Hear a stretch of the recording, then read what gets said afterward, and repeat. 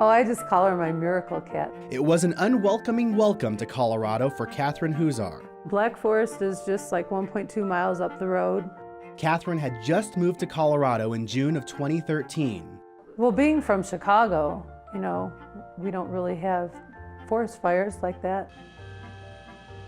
8 days after arriving in the Centennial State, barely settled into her new home, the unthinkable happened. The fires were right the other side of the trees, and I just saw them coming closer and closer and closer. With her neighborhood under evacuation from the Black Forest fire, Catherine packed up what she could, some photo albums and a few valuables, along with her cat Whitesox and 2 dogs, and fled north to Denver.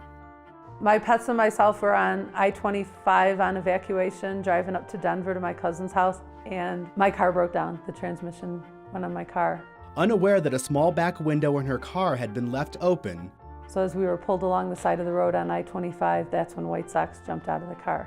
Catherine spent hours in search of Whitesox and filed a lost report at the nearest animal shelter, the Dumb Friends League Buddy Center in Castle Rock.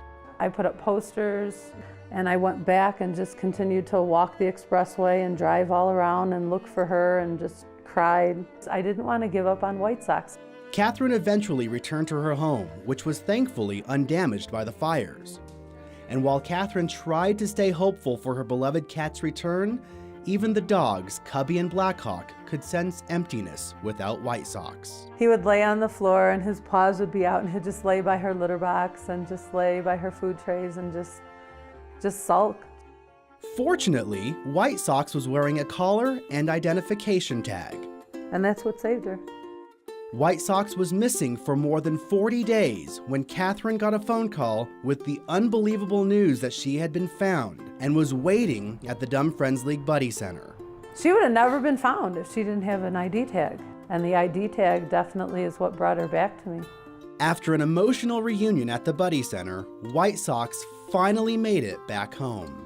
Oh, the reunion there was awesome. I couldn't believe. I still look at her and I just say, "You're my miracle cat. I can't believe you're back." The reunion here was sweet.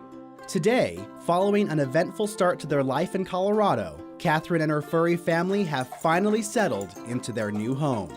But you survive everything based on your attitude. And she's back, and we're lucky.